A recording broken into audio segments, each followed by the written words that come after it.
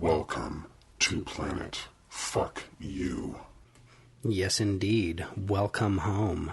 Welcome to Planet Fuck You, where you can sit back, smoke a joint, and make sense of the bullshit news headlines of the day. I'm your host, Mr. Bluntstyle. Let's dive right into this bog of shit, shall we? Today is April 6th, 2013, and these are the headlines on planetfuckyou.com. Let's start with everybody's favorite whipping boy, the president. Oh, what a dipshit. It looks like he's declaring fuck the rich, fuck the old, and fuck the poor with his proposal to soak the rich while cutting Social Security and Medicare for all you old motherfuckers out there. You know, two main points stick out in my mind about this article. First, it's the same old bullshit that you've heard time immemorial from your fucking idiot government. Second, this rag, the New York Times, that fucking used tampon, just comes right out and admits that the proposal is a political prop. Oh, really, you say? Yes, really. We click the link on planetfuckyou.com. It takes us all the way to the New York Times. The headline reads, Obama budget to include cuts to programs in hopes of deal. Notice they're always going to try to put some kind of positive spin on whatever the president does, whatever any government does, quite frankly. That's the role of the press, remember? Washington. President Obama next week will take the political risk of formally proposing cuts to Social Security and Medicare in his annual budget in an effort to demonstrate his willingness to compromise with Republicans and revive prospects for a long-term deficit reduction deal, administration officials say. See that? Notice the rosiness already? In a significant shift in fiscal strategy, Mr. Obama on Wednesday will send a budget plan to Capitol Hill that departs from the usual presidential wish list that Republicans typically declare DOA. Instead, it will embody the final compromise offer that he made to Speaker John Boehner last year, before Mr. Boehner abandoned negotiations in opposition to the president's demand for higher taxes from wealthy individuals and some corporations. Congressional Republicans have dug in against any new tax revenues after higher taxes for the affluent were approved at the start of this year. The administration's hope is to create cracks in Republicans' anti-tax resistance, especially in the Senate, as constituents complain about the across-the-board cuts in military and domestic programs that took effect March 1st. Mr. Obama's proposed deficit reduction would replace those cuts, and if Republicans continue to resist the president, the White House believes that most Americans will blame them for the fiscal paralysis. You see that? You see that there? That's where it comes out. That's where the spin doesn't occur, actually. That's where they just come right out and say what the fuck they mean. It's one side of the false paradigm that most of you zombies are trapped in, fighting the other side of the false paradigm, and all the while, all you engaged zombies cheer them on, not knowing that both of them are doing backroom deals a la WWF. So, yeah, the Vince McMahons in the Senate, the House, the White House, and all their lackeys working for them, in the press, in all the media, would have you believe that these motherfuckers are making a deal. And, oh, Grandma, you're just going to have to take that cut. And there's all kinds of blah blah in the article about CPI and all that bullshit. Once again, just government made-up numbers. Keep in mind these motherfuckers have no idea of economics. So fuck them. And fuck their dumbass article. Include cuts in programs in hopes of deal. Here's the deal. It's time to reject the government. And reject it we shall, as 90 million Americans declare, fuck a job, motherfucker. That's right. We click on the next article here on planetfuckyou.com. It takes us all the way to zerohedge.com. Tyler Durden submits this report. People not in labor force soar by 663,000 to 90 million. Labor force participation rate at 1979 levels. Things just keep getting worse for the American worker, and by implication, the U.S. economy. Whereas we've shown many times before, it pays just as well to sit back and collect disability and various welfare and entitlement checks than to work. The best manifestation of this: the number of people not in the labor force, which in March soared by a massive 663,000 to a record 90 million who are no longer even looking for work, was the biggest monthly increase in people dropping out of the labor force since January of 2012, when Bureau of Labor Statistics did its census recast for the labor numbers. And even worse, the labor force participation rate plunged from an already abysmal 63.5 to 63.3, the lowest since 1979.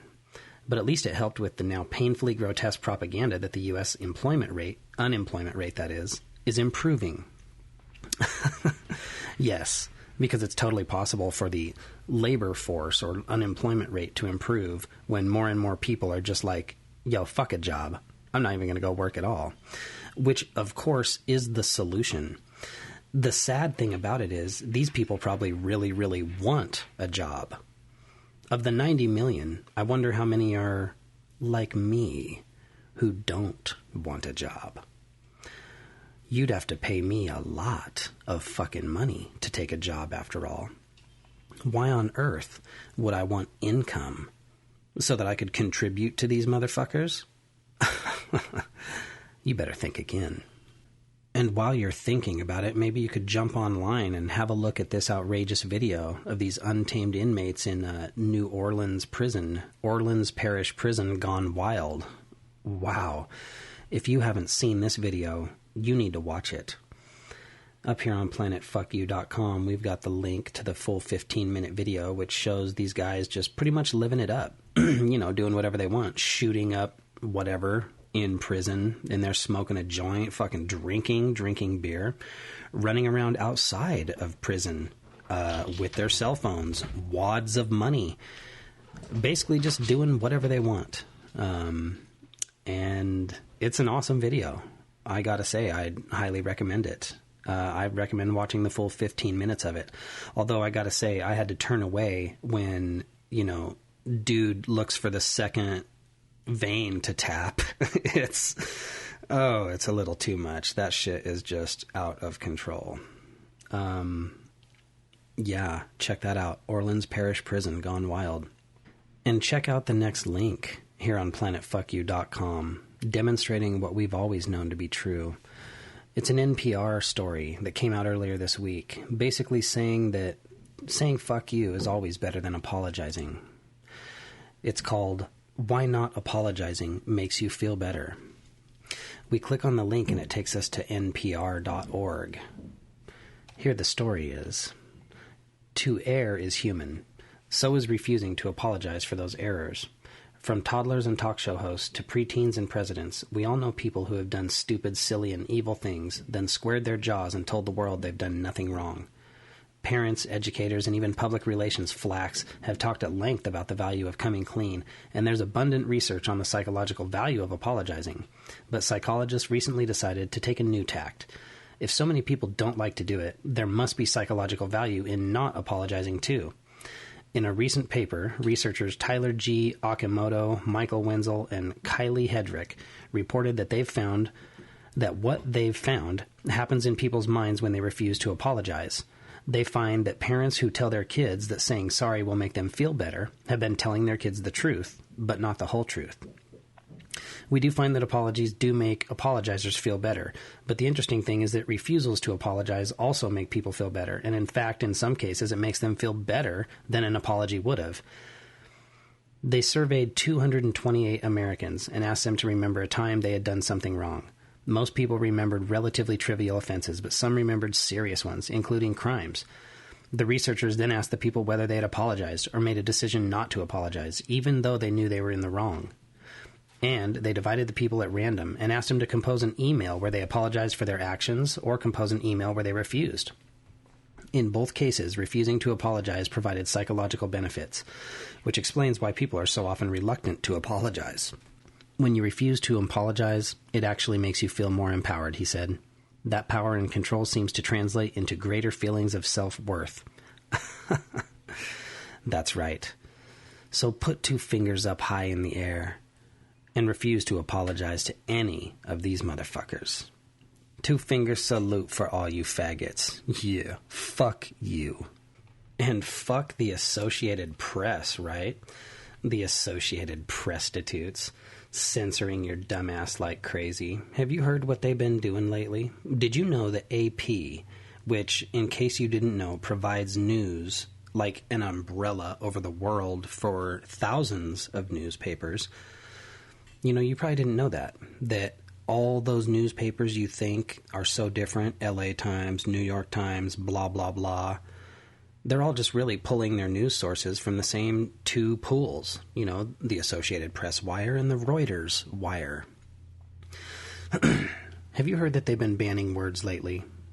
Did you know that they're not going to put out in any of their press releases anything with the word Islamist or illegal immigrant? This is no shit. This is actually not a joke. And this is censorship. Censorship is hilarious. You can always tell when someone's striving to be politically correct by the words they choose not to say. Oh, what a bunch of dumb faggots, right? Yes. And of course, if we don't act, we might lose our language, right? Oh no. We'll just adopt newspeak. I would imagine that the Associated Press has already banned so many words that you don't even know about.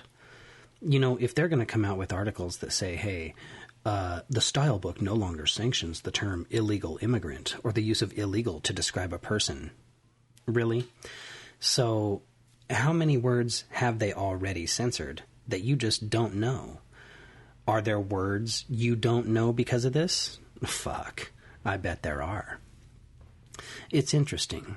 You know, on Tuesday afternoon, the New York Times said they were also considering revisions to their guidelines for using the term illegal immigrant. So naturally, you're going to have all these newspapers pressured to fall in. And that's what they're going to do, of course, because they report the state's official line. In case you were wondering, that's what they do. That's why they're paid. That's why they're so influential. That's why they get press passes and go to dinners in Washington, D.C.